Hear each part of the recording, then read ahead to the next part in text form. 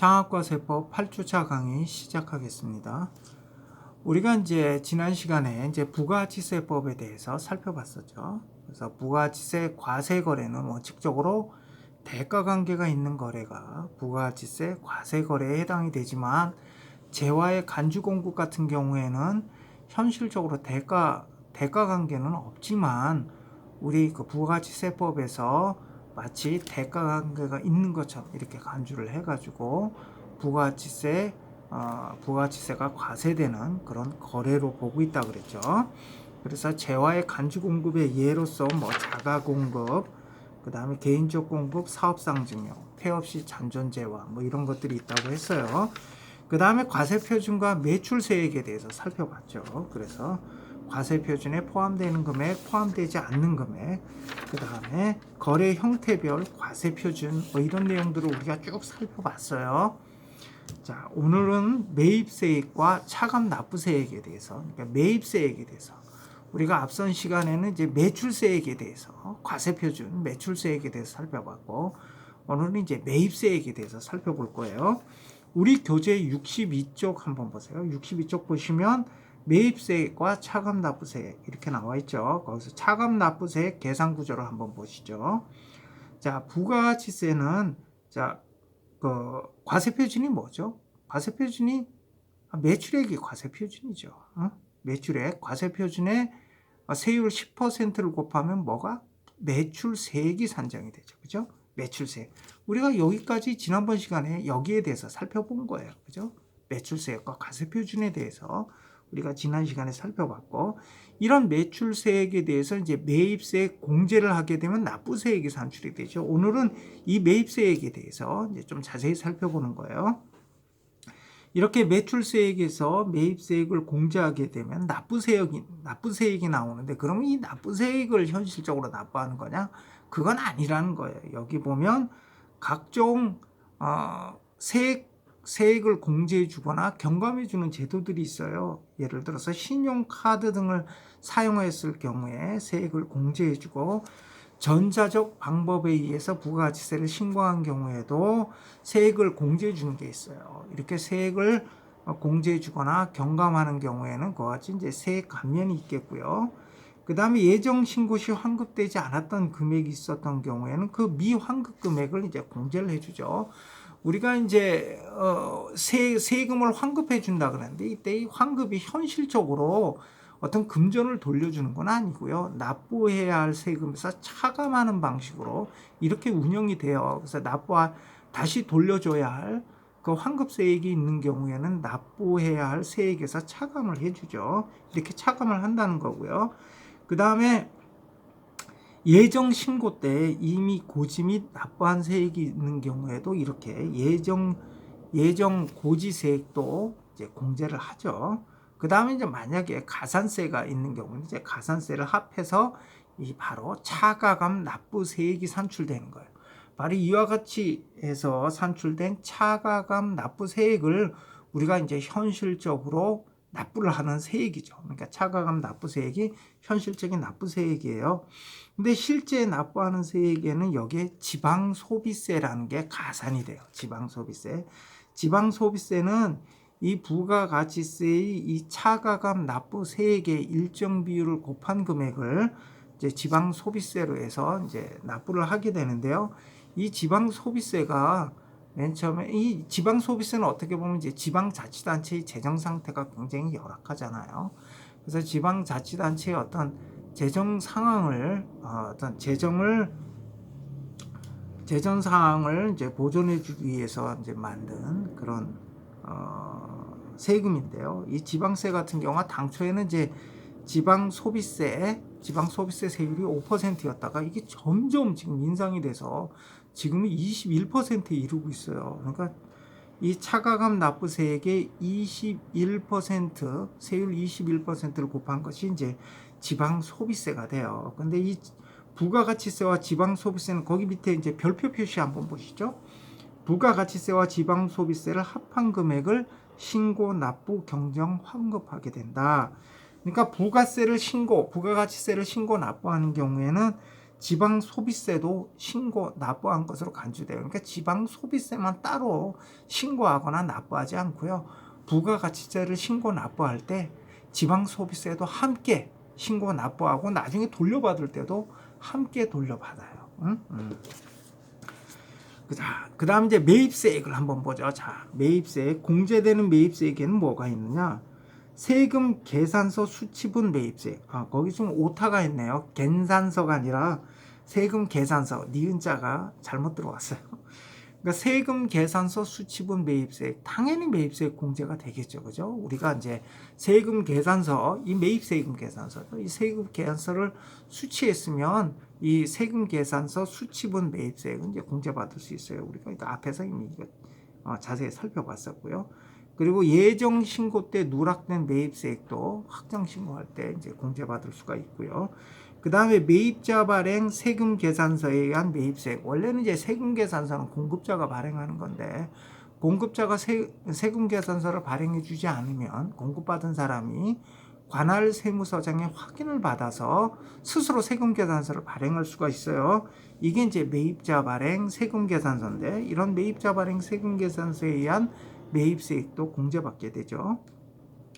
다음에 뭐 신용카드 매출 전표라든지, 그 다음에 현금 영수증, 뭐 이런 경우에도 매입세액 공제를 받을 수가 있죠. 물론 신용카드 매출 전표나 현금 영수증은 언제나 매입세액 공제를 받을 수 있는 건 아니에요. 예를 들어 간이과세자가 발행하는 경우에는 여기에는 이제 부가세액이 별도로 기재되지 않고요. 따라서 이 경우에는 매입세액 공제를 받지를 못해요. 그러니까 여기 이제 매입세액 공제를 받을 수 있는 신용카드 매출 전표라든지, 그 다음에 현금 영수증 같은 경우는 일반 과세자가 발행하는 경우를 말하는 거죠. 예, 뭐 이런 건 뭐 매입세액 공제 받을 수 있다는 것은 우리가 이제 앞서서 이미 살펴봤었고요. 그런데 이제 생소한 단어들이 나오죠. 의제 매입세액, 의제 매입세액, 의제 매입세액이 뭐지? 자, 이 우리가 이제 법률에서 의제, 간주 이런 내용이 나오는데, 이게 뭐냐면 뭐뭐로 봐준다, 뭐뭐로 봐준다 이런 뜻이에요. 그럼 봐준다는 얘기는 원래는 아니라는 거죠. 그러니까 의제 매입세액도 엄밀히 따지면 매입세액이 아니에요.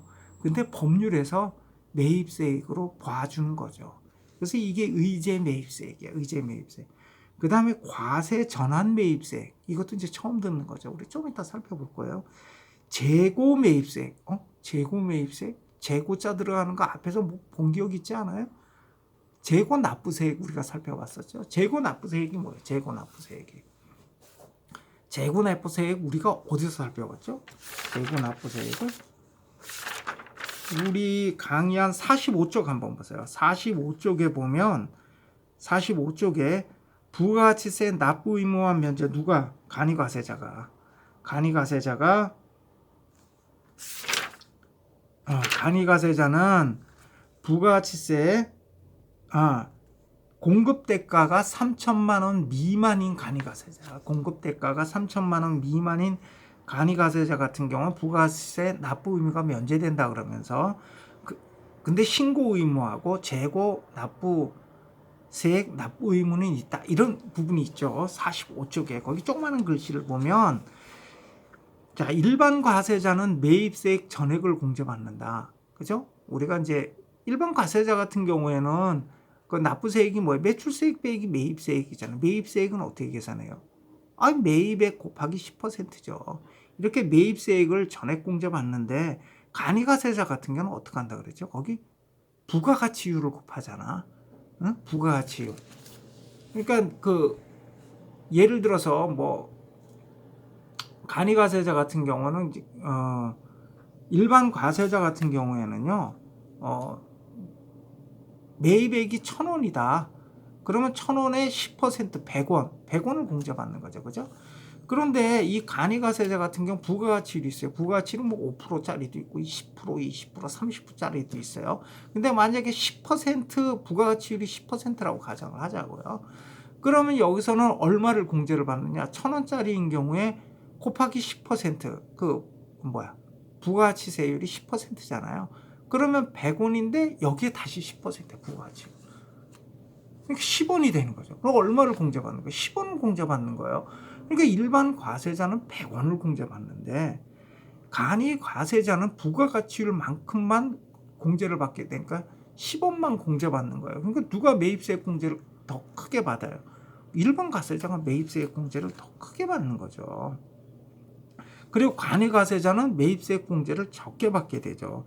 그래서 만약에 일반 과세자에서 간이과세자로 전환되는 경우, 일반 과세자에서 간이과세자로 전환되는 경우에는 간이과세자 입장에서 보면 일반 과세자 때 어떻게 돼? 매입세액 공제를 굉장히 많이 받았지. 그렇죠? 많이 받았잖아. 지금 예를 들면 100원하고 10원이잖아. 90원이나 차이 나는데. 그러니까 이렇게 일반 과세자일 땐 매입세액 공제를 많이 받았단 말이야.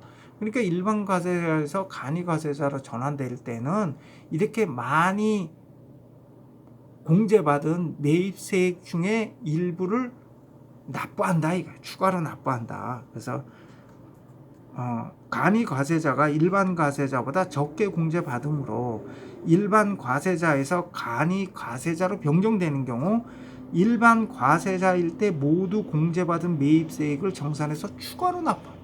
추가로. 그러니까 종전에 공제받은 매입세액을 개원내는 거야. 이게 재고납부세액이야. 이게 재고납부세액. 근데 여긴 다시 62쪽으로 돌아오면 재고매입세액이야. 재고매입세액이 뭘까? 반대.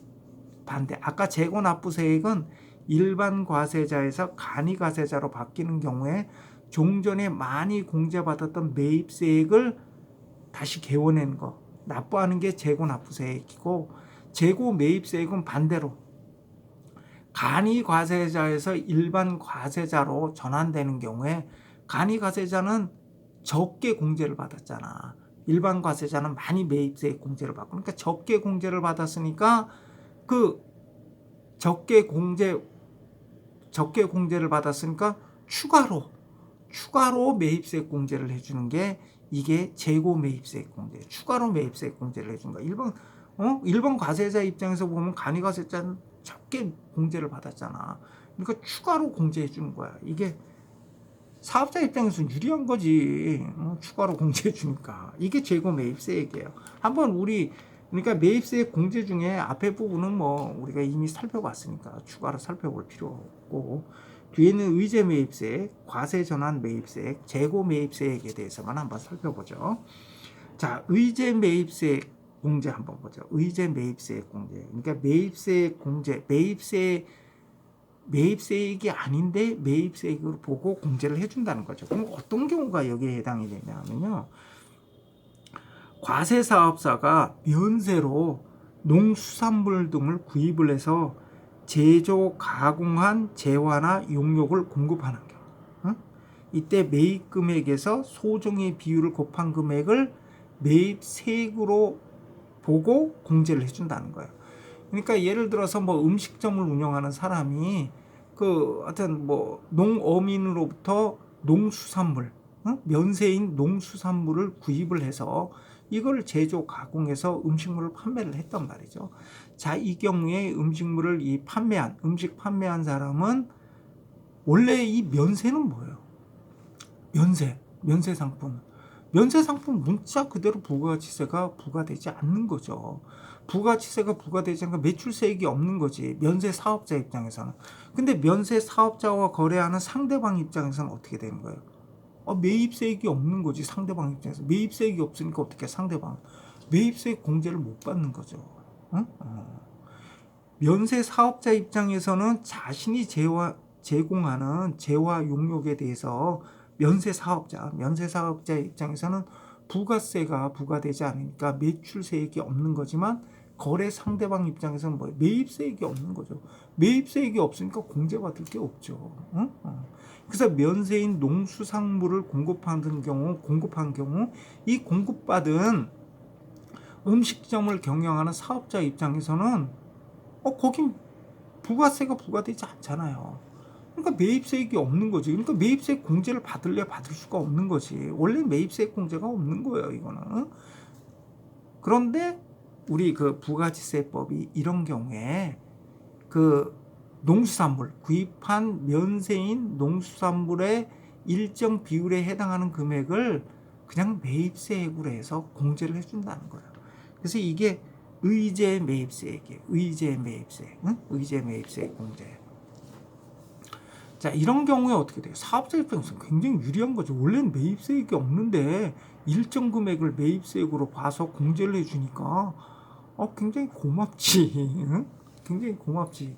그런데 이제 여러분들이 주의해야 할 게, 그럼 면세인 농수산물을 거래하는 경우에는 언제나 의제 매입세액 공제를 받느냐? 아니라는 거예요. 이 의제 매입세액 공제를 받는 경우는 어떤 경우냐면, 이 면세인 농수산물을 구입을 해서 제조 가공해 해서 판매한다든지 하는 경우에, 그러니까 이 면세인 농수산물을 원재료로 해서 과세 대상인 재화나 용역을 공급하는 경우에만 의제 매입세액 공제가 있는 거예요. 만약에 이 면세인 농수산물을 받아서 그대로 공급하는 경우, 이거는 의제 매입세액 공제를 받지 못해요. 예를 들어서 과일을 공급받아서 그대로 과일을 뭐 다른 데 판다든지 하는 경우에는 이건 제조 가공이 없잖아요. 부가가치 창출이 없잖아요. 그래서 이때는 매입세액, 의제 매입세액 공제를 받지 못해요. 뭐가 있겠어요? 과일 도매상이라든지 이런 경우에는 아무것도 안 들어가잖아요. 제조 가공이. 음식점 같은 경우에 음식을 만들어야죠. 농산물을 이렇게 해가지고 음식 제조를 해서 판다든지 아니면 김치 공장 같은 경우에도 배추 같은 거 사가지고 이렇게 한다든지 제조 가공한다든지, 그러니까 그런 경우에는 의제 매입세액 공제를 받을 수 있지만, 그냥 단순히 그냥 농수산물을 받아가지고 그냥 판매하는 경우에는, 그대로 판매하는 경우에는 의제 매입세액 공제를 받지 못해요. 자, 의제 매입세액 계산하는 거 한번 보죠. 의제 매입세액은 면세 농산물 등의 매입 가격 곱하기 이제 공제율.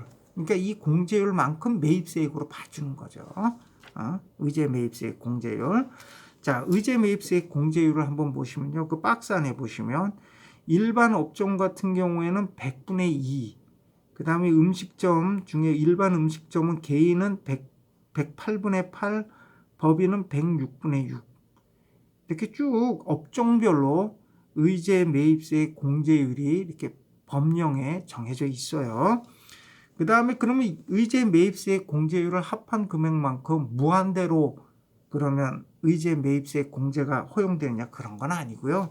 이런 의제 매입세액에도 공제 한도가 있어요. 그래서 그 밑에 보시면 개인 사업자인 경우에는 과세 표준이 2억 원 이하이면 과세 표준의 50% 절반까지, 과세 표준이 2억 원을 초과하면 40%까지, 그리고 법인 사업자인 경우에는 의제 매입세액 한도를 좀 낮게 잡았어요. 그래서 과세 표준이 30%, 30%.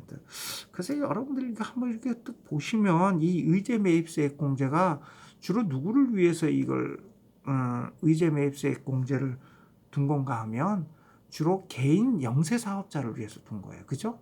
여기 보면 개인 영세 사업자인 경우에는 공제율도 높고요. 그 다음에 그 한도도 커요. 그러니까 주로 이제 어디 이런 데 식당이라 음식점이라든지 이런 조그만한 규모로 음식점 같은 거 영위하시는 분들을 위해서 이렇게 규정을 해 놓은 거죠. 그분들이 아무래도 상대적으로 혜택을 많이 보겠죠. 근데 여기 과세 표준이라 나왔는데, 과세 표준이 뭐냐?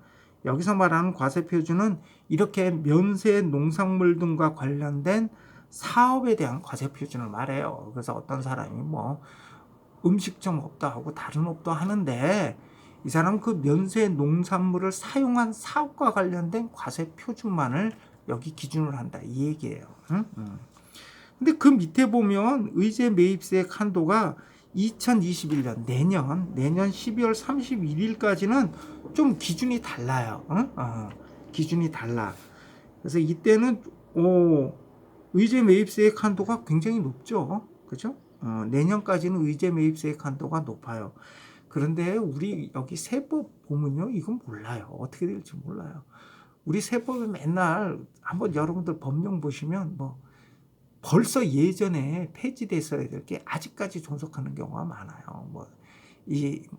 여기 2019년 12월 31일까지 이 한도가 적용된다 해놓고서 그 다음에 연말쯤 되면 개정을 하죠. 그래서 그 연장을 해요. 그래서 2020년 12월 30일. 그러다 또 연말쯤 되면 또 개정을 해요. 2021년 12월 30일. 그래서 이것도 지금 2021년 12월 31일인데 2021년에 가봐야 알아요. 2021년에 또 가서 또 이거 뭐 한도를 갖다가 이 적용되는 시기를 또 연장할 수도 있어요. 그래서 그때는 뭐 2022년 12월 31일까지 이렇게 또 정할 수도 있어요. 근데 하여튼 현행 법령에 의하면 의제 매입세액 한도는 맨 위에 나와 있는 표고요. 그런데 2021년 내년 12월 31일까지는 그 밑에 있는 표에 따른 한도액이 적용이 된다. 자, 이렇게 의제 매입세액 공제를 받을 때에는 공제 서류를 제출을 해야 되는데요. 이 공제 서류로는 이제 매입처별 계산서 합계표. 이건 면세 사업자니까 면세 사업이니까 계산서겠죠. 면세 사업자는 계산서를 발행하잖아요. 세금 계산서가 아니고. 그러니까 여기는 이제 매입처별 계산서 합계표가 되겠죠. 그 다음에 신용카드 매출전표 등 수령명세서를 제출해야 되는데 다만 제조업을 경영하는 사업자, 제조업을 김치공장 같은 거 생각하시면 될 거예요. 제조업을 경영하는 사업자가 증명 발급이 곤란한 농어민으로부터 면세 농산물을 직접 공급받는 경우에는 이런 구입 증명 서류 없이 의제 매입세 공제 신고서만으로도 가능하도록 이렇게 이제 규정을 하고 있어요. 자, 다음은 과세 전환 매입세액에 대해서 한번 살펴보죠. 과세 전환 매입세액이라는 게 뭐냐면 당초 면세 사업용으로 매입해서 매입세액이 불공제 매입세액을 공제받지 못했어요. 그러니까 면세 사업용으로 매입을 해서 매입세액을 공제받지 못한 재화를 장래 과세 사업에 쓰는 경우, 과세 사업에 사용하는 경우. 잠깐만, 이거 우리 앞에서 뭐 이거 비슷한 거 보고 있었는데 재화의 간주 공급 중에 면세 사업 전용 있지 않았어요? 면세 사업 전용? 면세 사업 전용. 재화의 간주 공급 중에 면세 사업 전용 있었잖아. 그게 뭐였어요?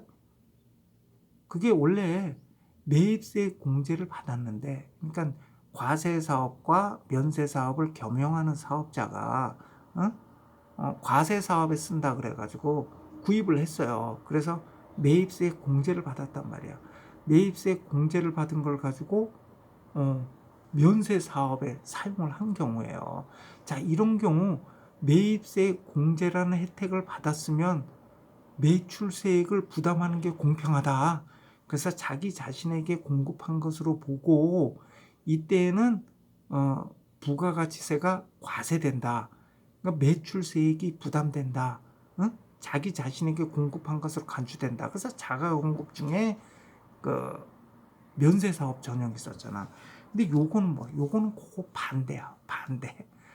그거 반대야. 이 경우에는 뭐냐면 당초 면세사업에 쓰기 위해서 구입한 재화인데 이게 매입세액 불공제야. 매입세액 공제를 받지 못했어. 그러니까 면세사업과 과세사업을 겸용하는 사업자가 면세사업에 쓰기 위해서 구입을 했어요. 자, 이런 경우 매입세액 공제를 못 받잖아. 면세사업자는 매입세액 공제를 못 받잖아요. 그래서 매입세액이 공제되지 않았어. 그런데 이걸 나중에 어떻게 돼? 과세사업에 쓴 거야. 과세사업에. 자, 이런 경우에는 매입세액을 공제해 준다는 거예요. 매입세액. 이 과세전환 매입세액은 뭐 이 경우에만 적용되는 게 아니라 예를 들어 면세 사업을 하는 사람이 면세 사업을 하면서 취득한 어떤 자산이 있어요. 감가상각 자산이 있는데 이걸 과세 사업으로 전환을 했어. 면세 사업을 하는 사람이 과세 사업자로 전환을 하면서 면세 사업 당시 취득한 어떤 재화를 계속 사용하는 경우 이때도 과세 전환 매입세액이 적용이 돼요. 과세 전환 매입세액. 그러니까 당초에는 매입세 공제를 받지 못했어. 왜냐 면세 사업에 사용하는 용도로 아니면 면세 사업을 할 때 구입을 했기 때문에 이거는 매입세 공제를 받지 못했어요. 근데 나중에 과세 사업자로 전환된다든지 아니면 과세 사업에 사용하는 경우에는 이때는 매출세액을 부담을 하잖아. 그러니까 매입세액을 인정해 주는 게 이때는 또 공평하죠. 그죠? 그래서 이때는 당초 매입세액 불공제되었던 그 부분에 대해서 매입세액 공제를 해주는 거예요. 이게 과세 전환 매입세액이에요. 과세 전환 매입세액.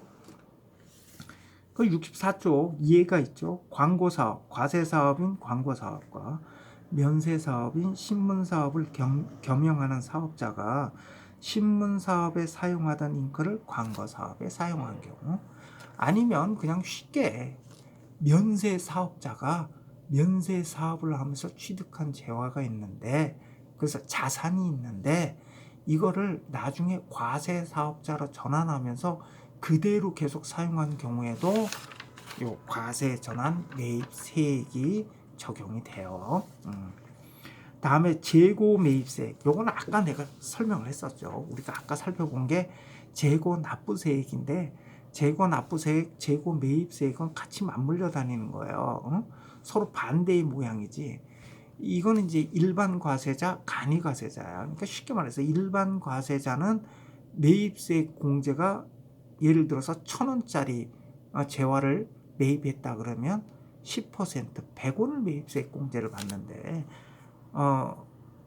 간이 과세자인 경우에는 부가가치율만큼만 공제를 받으니까 매입세액 공제가 훨씬 적어지죠. 따라서 만약에 간이 과세자였다가 일반 과세자로 전환하는 경우에는, 자, 간이 과세자였을 때는 공제를 적게 받았잖아. 근데 일반 과세자로 전환하면 어떻게 해요? 매입세액 공제가 커지죠. 그러니까 이 사람은 종전에 적게 공제받았던, 예를 들어 종전에 30원만 공제받았는데 일반 과세자인 경우는 100원을 공제받을 수 있다. 이런 경우엔 70원을 추가로 매입세액 공제를 받는 거. 이게 재고 매입세액이에요. 그러니까 재고 매입세액은 간이 과세자에서 일반 과세자로 변경하는 경우고, 반대로 일반 과세자에서 간이 과세자로 변경하는 경우, 일반 과세자 때는 매입세액 공제를 많이 받았는데 간이 과세자는 적잖아. 그러니까 간이 과세자 입장에서 보면 너무 많이 매입세액 공제를 받은 거잖아요. 그러니까 여기는 어떻게 돼? 많이 받은 매입세액 공제액을 개원해야지. 이게 재고 납부세액. 그러니까 재고 매입세액은 간이 과세자에서 일반 과세자로 변경되는 경우에 종전에 과다하게 적게 받은 매입세액을 추가해서 공제받는 거다. 추가해서. 그래서 이 경우에도 매입세액 공제받는 거죠. 그래서 매입세액 공제는 이와 같이 세금계산서 수취분 매입세액, 예정신고 누락분 매입세액, 매입자 발행 세금계산서에 의한 매입세액, 신용카드 매출전표나 현금 영수증 수취분 매입세액, 그 다음에 의제 매입세액, 과세전환 매입세액, 재고 매입세액을 공제받는다. 이거 공제받는다. 예, 그건 잠깐 쉬었다가 매입세액 불공제부터는 잠시 쉬었다가 살펴보도록 하겠습니다.